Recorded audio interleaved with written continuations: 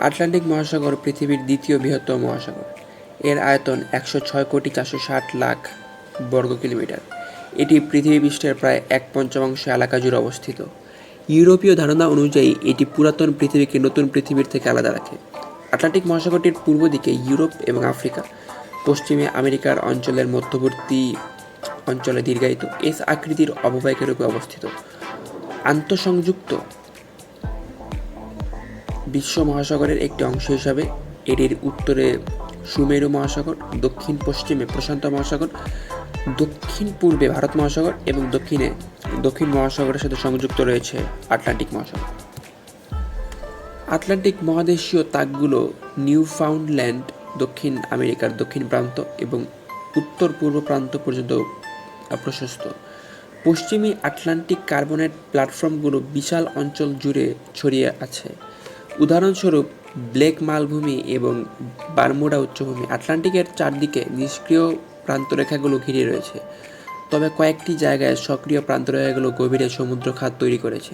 পশ্চিম আটলান্টিকের Puerto Rico খাত এবং দক্ষিণ আটলান্টিকের দক্ষিণ স্যান্ডউইচ খাত, উত্তর পূর্ব উত্তর আমেরিকা, পশ্চিম ইউরোপ এবং উত্তর পশ্চিম আফ্রিকার কাছে প্রচুর সমুদ্র গর্ভস্থ গিরিখাত রয়েছে।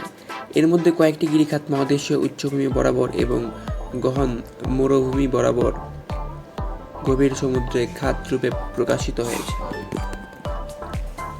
আটলান্টিক মহাসাগরের জলবায়ু। জলবায়ু ভূপৃষ্ঠের পানির এবং পানীয় স্রোতগুলোর পাশাপাশি বাতাসের তাপমাত্রা দ্বারা প্রভাবিত হয়। সমুদ্রের তাপ সংরক্ষণ এবং নিস্তারণের বিশাল ক্ষমতার কারণে সামুদ্রিক জলবায়ু বেশি পরিমিত এবং অভ্যন্তরীণ জলবায়ুর কারণে অপেক্ষাকৃত কম ঋতুভিত্তিক তারতম্য যুক্ত। বায়ুমণ্ডলীয় আর্দ্রতার বেশিরভাগ সময়েই মহাসাগরের থেকে বাষ্পীভবনের কারণে সৃষ্টি হয়। আটলান্টিক মহাসাগরে প্রতি বছরই কিছু প্রাকৃতিক বিপর্যয় দেখা যায়। প্রতি শীতে আইসল্যান্ডীয় নিম্নচাপ ঘন ঘন ঝড়ের সৃষ্টি করে। ফেব্রুয়ারির শুরু থেকে জুলাইয়ের শেষ পর্যন্ত নিউফাউন্ডল্যান্ডের গ্র্যান্ড ব্যাঙ্কগুলোর কাছে জাহাজপথ বারবার হিমশৈল দেখতে পাওয়া যায়। বরফের মরশুমটি মেরু অঞ্চলগুলোতে দীর্ঘতর, তবে সেসব অঞ্চলে খুব কম জাহাজ চলাচল করে। গ্রীষ্ম এবং শরৎকালে উত্তর আটলান্টিকের পশ্চিমাঞ্চলে হ্যারিকেনের প্রাদুর্ভাব ঘটে। ধারাবাহিকভাবে শক্তিশালী বায়ু বৈষম্য এবং দুর্বল নিরক্ষীয় শান্তিবলয়ের জন্য দক্ষিণ আটলান্টিক ক্রান্তীয় ঘূর্ণিঝড় বিরল। আটলান্টিক মহাসাগরের সবচেয়ে গভীরতম স্থানের দূরত্ব ৩৫,৭৯৭ ফিট। আটলান্টিক মহাসাগরে বিশেষ একটি অঞ্চলের নাম বারমুডা ট্রায়াঙ্গেল বা শয়তানের ত্রিভুজ। আটলান্টিক মহাসাগরের একটি বিশেষ অঞ্চল যেখানে বেশ কিছু জাহাজ এবং উড়োজাহাজের রহস্যজনকভাবে নিখোঁজ হওয়ার কথা বলা হয়। অনেকে মনে করেন ওই সকল অন্তর্ধানের কারণ নিছক দুর্ঘটনা, যার কারণ হতে পারে প্রাকৃতিক দুর্যোগ। কিন্তু চলতি উপকথা অনুসারে এসবের পেছনে দায়ী হলো কোনো অপ্রাকৃতিক বা বহুজাগতিক প্রাণের উপস্থিতি। তবে এই বিষয়ে পর্যাপ্ত তথ্য রয়েছে যে সেসব দুর্ঘটনার উপর ভিত্তি করে বারমুডা ট্রায়াঙ্গেলকে চিহ্নিত করা হয়েছে তার বেশ কিছু ভুল। এই বারমুডা ট্রায়াঙ্গেলে অনেকগুলো জাহাজ দুর্ঘটনার কবলে পড়ে। যেমন অনেক জাহাজ এবং বিমান নিখোঁজ হওয়ার ঘটনার তদন্তে দেখা গিয়েছে এর অধিকাংশই চালকের ভুলের কারণে দুর্ঘটনায় পতিত হয়েছে। মানুষের ভুল খুবই স্বাভাবিক ঘটনা, আর এমনি ভুলের কারণে দুর্ঘটনা বারমুডা ট্রায়াঙ্গেলে ঘটে থাকতে পারে।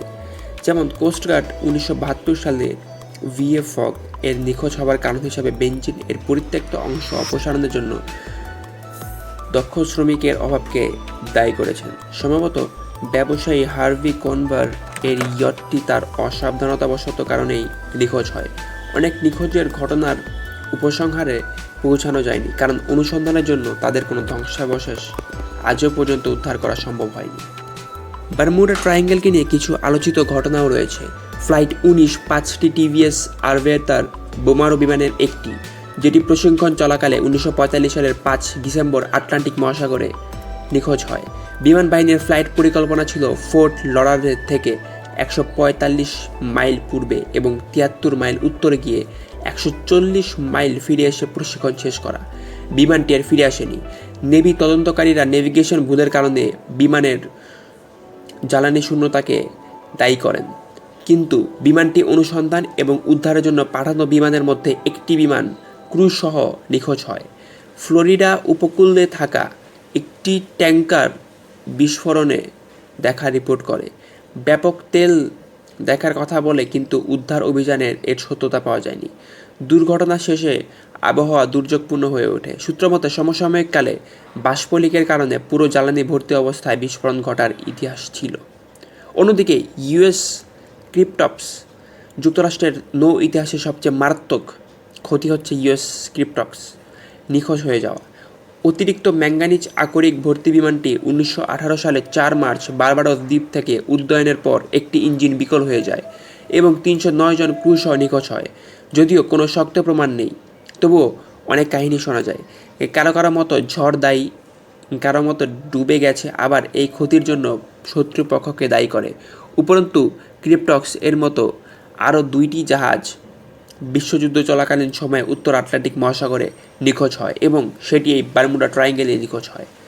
ক্রিপ্টপসের মতো এই 2টি জাহাজেও অতিরিক্ত আকরিক ভরা ছিল। 3টি ক্ষেত্রেই অতিরিক্ত মালামাল ধারণে অক্ষমতার কারণে জাহাজ ডুবি হয়েছে বলেই মনে করা হয়। তবে এটি আসলে কতটুকু সত্য সেটির আজ পর্যন্ত কোনো ধারণা বা ব্যাখ্যা পাওয়া যায়নি। সর্বশেষ 28 ডিসেম্বর 1948 সালে একটি Douglas DC flight number NC-16002 সান জুয়ার, পুয়ের্তো রিকো থেকে মিয়ামি যাওয়ার পথে নিখোঁজ হয়। বিমানে থাকা 32 জন সহ বিমানটির কোনো হদিশ পাওয়া যায়নি।